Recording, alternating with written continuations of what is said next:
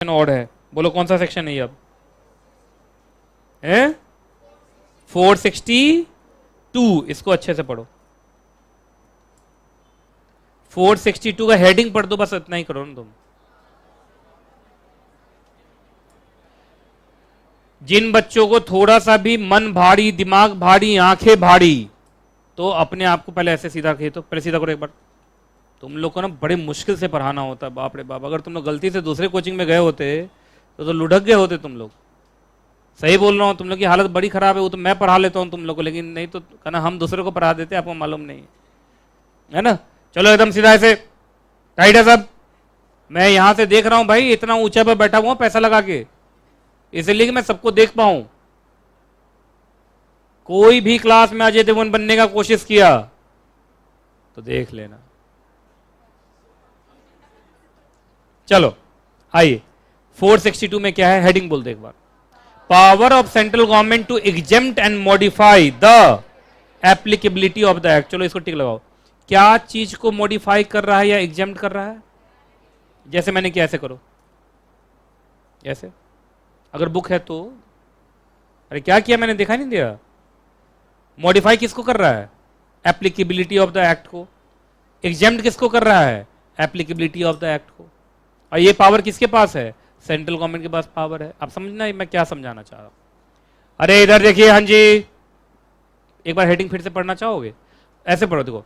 Power of central government, यहां रुक जाना है कि हम क्या पढ़ने जा रहे हैं। सेंट्रल गवर्नमेंट का पावर, किस चीज का पावर भाई? तो टू एग्जेम्प्ट एंड मॉडिफाई।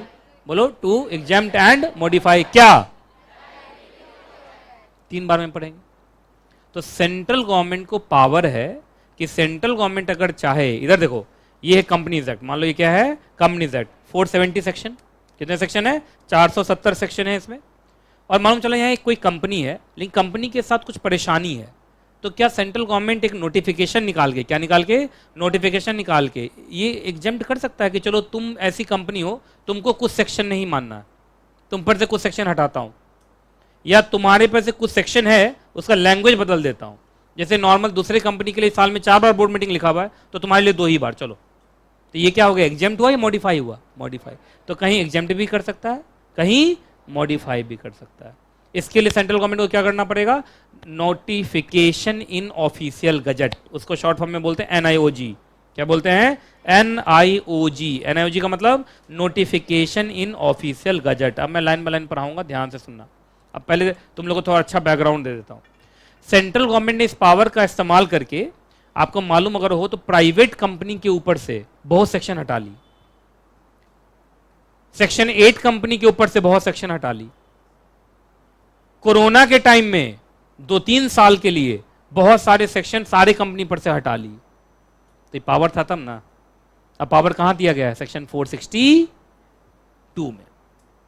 तो 462 में खुद कंपनीज एक्ट ने पावर दिया है किसको? सेंट्रल गवर्नमेंट को, कि पब्लिक इंटरेस्ट में, कौन से इंटरेस्ट में? पब्लिक, जनहित में, अगर लगता है कि कुछ सेक्शन हटा ले जाने चाहिए तो हटा देगा, कुछ सेक्शन मॉडिफाई कर दिए जाने चाहिए तो मॉडिफाई कर देगा। अच्छा, सारी कंपनीज के लिए या स्पेसिफिक क्लास ऑफ कंपनीज के लिए?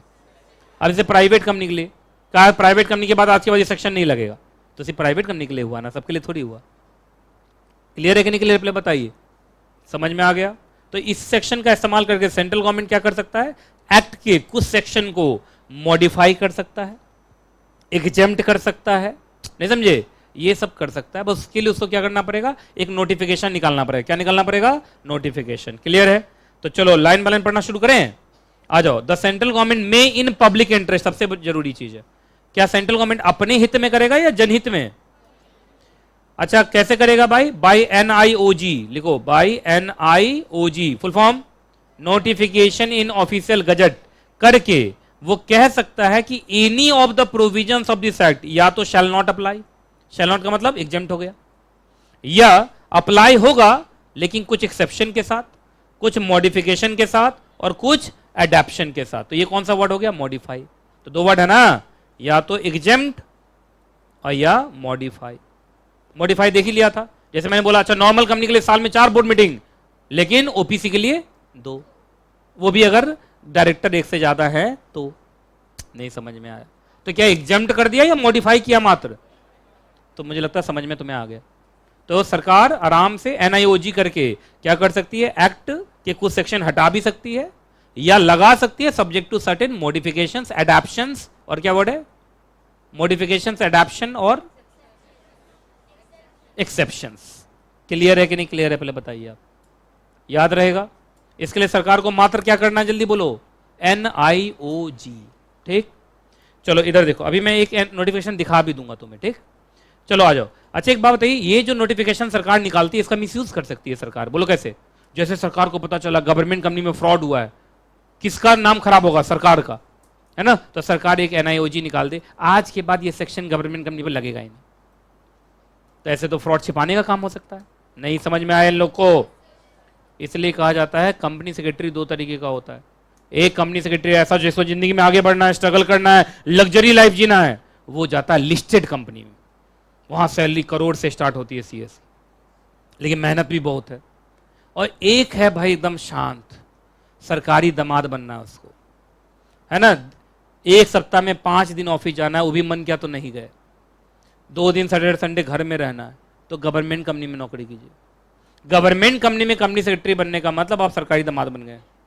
कैसे सरकारी दामाद बन गए, गवर्नमेंट कंपनी का एमडी हमेशा आईएएस ऑफिसर होता है, वो आधा ही हवा में रहता है, कभी ऑफिस आता ही नहीं है, तो वो नहीं आया तो सेक्रेटरी भी नहीं, कंपनी सेक्रेटरी भी नहीं आया। दूसरा बात, वो आया तो कंपनी सेक्रेटरी भी आया। दूसरा, आप मंत्रालय में आईएएस ऑफिसर सबके साथ बैठेंगे, सरकारी कंपनी है, उसका एमडी आईएएस ऑफिसर है, आपका सारा रिपोर्टिंग सरकार को हो रही है, तो आप एकदम सरकारी दामाद की तरह बन जाएंगे। आपकी गाड़ी पर भारत सरकार लिखा हुआ होगा, समझे, कंपनी सचिव भारत सरकार, आपकी गाड़ी कहीं भी पास होगी। मेरे एक दोस्त था, मैं आप बोलोगे तो मैं स्टेटस में लगा दूंगा उसकी गाड़ी, एम्बेसडर गाड़ी मिली हुई है उसको, वो बिहार सरकार की एक कंपनी में कंपनी सेक्रेटरी है मेरे दोस्त, उनका नाम भी मेरे बुक पे आता है ना। और उनको एम्बेसडर गाड़ी मिली हुई है, उस पर लिखा हुआ कंपनी सचिव बेल्ट्रॉन, बिहार सरकार। आप सोचो, उसको क्या मिला, ड्राइवर भी मिला हुआ है, गाड़ी भी मिली हुई है, और कहीं भी उनसे मैं पूछता भी रहता हूँ कि क्या हालचाल है भाई, तो मैंने कभी आइए दिल्ली, तो कहा बताओ कब आना है, जब आ जाओ। मैंने कहा आप नौकरी नहीं करते हैं, हो जाएगा, तुम छोड़ो ना यार। और उसके बाद सबसे अच्छी बात, आने जाने का खर्चा भी राजधानी से आएंगे जाएंगे, वो भी कौन देगी, कंपनी। तो आप देख लिया, काम कुछ नहीं, काम तभी होता है जब एमडी साहब आएंगे। और सरकारी कंपनी में क्या होता है, एक आईएएस ऑफिसर 4 कंपनी का एमडी रहता है, तो डेली तो आएगा नहीं, आराम से जिंदगी जियो। और किसी दिन फ्रॉड हो जाए तुम्हारी कंपनी में, तो सरकार को बोल देना फ्रॉड उजागर हुआ तो आप गए, जल्दी से एनआईओजी, इस सेक्शन का यूज करके वो सेक्शन ही हटा देते हैं। लेकिन एक बात बताइए, क्या ये इतना आसान होगा अपने फ्रॉड को ढकना, ऐसे तो सारी सरकारी कंपनी लॉस में रहेगी, पर ऐसा होता नहीं है। क्यों, आप जो ये नोटिफिकेशन निकाल रहे हैं, वो नोटिफिकेशन पहले आपको कहां डालना पड़ेगा, पार्लियामेंट में डालना पड़ेगा। और पार्लियामेंट में कितने दिन तक रहेगा वो, 30 दिन तक रहेगा। अगर 30 दिन, सुनो, 30 दिन के अंदर उस पर डिस्कशन हो गया और वोटिंग हो गई, क्या हो गई, वोटिंग, और मालूम चलो रिजेक्ट हो गया वो, तो फिर वो नोटिफिकेशन निकल पाएगा नहीं। अच्छा, लेकिन 30 दिन के अंदर वोटिंग हुई नहीं तो, या वोटिंग हुई तो पास हो गया तब, तो फिर वो नोटिफिकेशन निकल जाएगा और वो क्या बन जाएगा, लॉ। तो क्या ये इतना आसान है या थोड़ा चेक एंड बैलेंस है इसके ऊपर, तो चेक एंड बैलेंस है भाई, इतना आसान नहीं है। तो अगर आप कंपनीज एक्ट नॉन अप्लाई कराना चाहते हैं या मॉडिफिकेशन करना चाहते हैं, ऐसा कोई एनआईओजी करना चाहते हैं सेक्शन 462 के अंदर, तो दैट नोटिफिकेशन को आपको कहां डालना है, पार्लियामेंट में। 30 दिन का इंतजार करना है, 30 दिन में वोटिंग हुआ, हाँ हो गया, तो फिर निकल जाएगा। लेकिन अगर 30 दिन में वोटिंग हुआ और वहां के एमपी ने बोल दिया कि नहीं थोड़ा सा चेंज करके निकलेगा, तो फिर चेंज करके निकलेगा, या उन्होंने रिजेक्ट कर दिया सारे एमपी ने, तो फिर रिजेक्ट, फिर वो निकलेगा ही नहीं। कहां लिखा हुआ बताओ, ये निकला है। अगर both houses agree in making any modification, तो याद रखना फिर मॉडिफिकेशन के साथ निकलेगा। अगर उन्होंने डिसअप्रूव कर दिया तो निकलेगा ही नहीं। और सबसे अच्छा होता है 30 दिन तक डिस्कशन ही मत होने दो, मारपीट करते रहो बस। देखते हो संसद टीवी में क्या होता रहता है ना। आजकल तो ऐसी ऐसी हालत हो रही है, लोग मतलब आरोप लग रहा है कि वहां के बड़े बड़े एमपी फॉर्ट सिग्नेचर कर रहे हैं, पता चला ही होगा, और फिर उनको निकाला जाता है। आपको तो पता चली होगा, दिल्ली से ही जुड़ा हुआ कहानी है। तो ऐसे ऐसे लोग हैं, तो क्या कहेंगे, क्या नाम है उसका जो एमपी है, नहीं कोई परिणीति चोपड़ा नाम है, क्या नाम है, अच्छा राघव चोपड़ा, ओह नहीं, परिणीति चोपड़ा कौन है तब, ओ अच्छा, ओहो ठीक है। अच्छा मेरी बात को जरा ध्यान से सुनिएगा। अच्छा एक बात बताओ, ये लाइन तुम अच्छे से पढ़ लो, थोड़ा टफ है।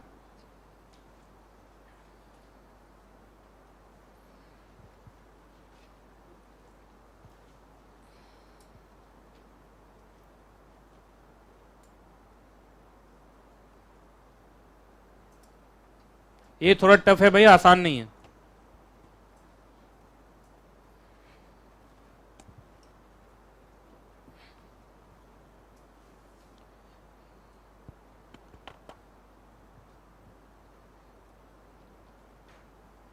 पढ़ लिया? अच्छा एक बात बताइए, सुनो, क्या बोला था पार्लियामेंट में कितना दिन रखना पड़ेगा? 30 दिन। तो याद रखना, अगर कभी भी लगातार 4 दिन एडजर्न हो गया तो फिर वो गिनती में नहीं आएगा। इसका क्या मतलब है सुनो, इधर देखो, पहला दिन तुमने रखा तो ये उस दिन पार्लियामेंट चला, दूसरे दिन भी पार्लियामेंट चला तो 2 दिन काउंट हो गया, तीसरे दिन मालूम चला जो एमपी सब एक दूसरे से मारपीट करने लगा तो क्या हो गया? एडजर्न। चौथे दिन भी क्या हो गया? एडजर्न। लेकिन 5वें दिन चला, तो अब बताओ तुम, अभी तक ये कितना दिन माना जाएगा कि पार्लियामेंट में कितना दिन रखा गया है? पूरा 5 दिन माना जाएगा। क्यों? क्योंकि याद रखना वो गिनती तब नहीं होती जब लगातार 4 दिन क्या हो, मोर देन वर्ड है, मोर देन 4 डेज है, क्या वर्ड है? More than 4 days. क्या ये मोर देन 4 डेज एडजर्न हुआ है? तुरंत फंस जाते हो। लेकिन मैं जाल फेंका नहीं, फंसने के लिए तैयार ना, मुझे फंसाओ। अभी उसमें लिखा हुआ है कि एडजर्न कितने दिन होगा? 4 दिन से ज्यादा तब वो काउंट नहीं होगा। लेकिन मैंने एडजर्न कितना दिन किया? बस 2 दिन किया ना, तो 2 दिन वाला तो काउंट होगा ना यार, वहां तो एडजर्नमेंट चलता ही रहता है। हाँ लेकिन अब मैं फिर अब एग्जांपल ले रहा हूं। पहले दिन रखा पूरा चला, दूसरे दिन रखा पूरा चला, तीसरे दिन रखा पूरा चला, चौथे दिन एडजर्न हो गया, 5वें दिन भी एडजर्न हो गया, 6ठे दिन भी एडजर्न हो गया, 7वें दिन भी एडजर्न हो गया, 8वें दिन भी एडजर्न हो गया, 9वें दिन चला, 10वें दिन चला। आप बताइए कितने दिन चला माना जाएगा ये? कितने दिन माना जाएगा? 5 कैसे? 1 2 3, ये जो है मोर देन 4 डेज, ये काउंट नहीं होगा। तो 2 इधर से 3 इधर से, अभी 5 ही दिन हुआ है, इसका मतलब 25 दिन अभी और रहेगा वो।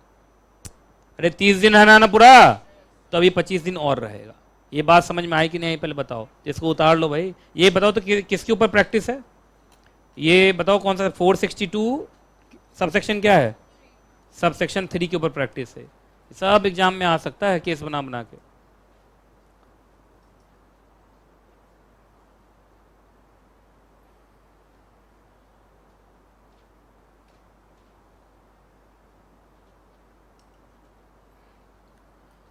तो जब भी एनआईओजी होगा, ये होगा आपका पार्लियामेंट में डाला जाएगा, और पार्लियामेंट में कम से कम कितना दिन रखा जाएगा?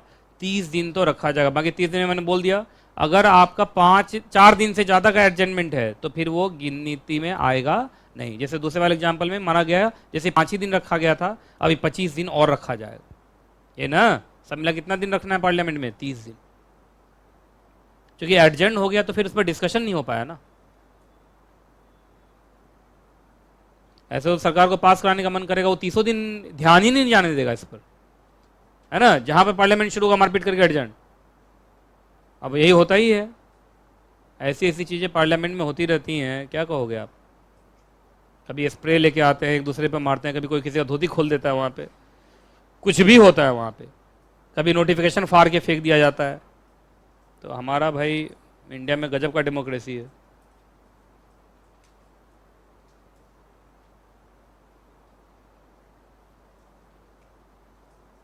कोई दिक्कत? हटाऊं?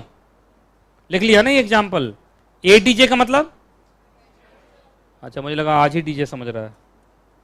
चलिए अच्छा एक बात बताइए, 30 दिन निकल गया, मालूम चला अप्रूव हो गया। अप्रूव होने के बाद वो ऑफिशियल गजट में छपा होगा। छपने के बाद जो छपी हुई कॉपी है, जो छपी हुई कॉपी है वो भी कहाँ डाल दीजिए? पार्लियामेंट में डाल दीजिए। इस बार अप्रूवल के लिए या only for information? Only for information, क्योंकि वो तो इशू हो चुका, वो तो इशू हो चुका। क्लियर है कि नहीं क्लियर है? तो तुम लोग को एक 462 का एक दिखा दो एग्जाम्पल, एक कि सरकार ने इस्तेमाल किया कहाँ पे। आइए भाई, कौन से वेबसाइट पे जाएंगे? हमारे लिए सरकार का मतलब MC का मतलब मिनिस्ट्री ऑफ कॉर्पोरेट अफेयर्स। चलो भाई इसी में आ जाइए। आ गया एक्ट एंड रूल्स। अरे एक्ट एंड रूल्स में आएगा ना, देखो यहाँ क्या वर्ड है? Act, rule, form, notification. Notification में देखिए सेलेक्ट, अब देखो ये सारे नोटिफिकेशन हो रहे हैं, क्या क्या वर्ड लिखा हुआ बताओ। ये देखते हो नोटिफिकेशन सब, कोई एग्जेम्पशन नोटिफिकेशन होगा तभी ना ये सेक्शन लगेगा।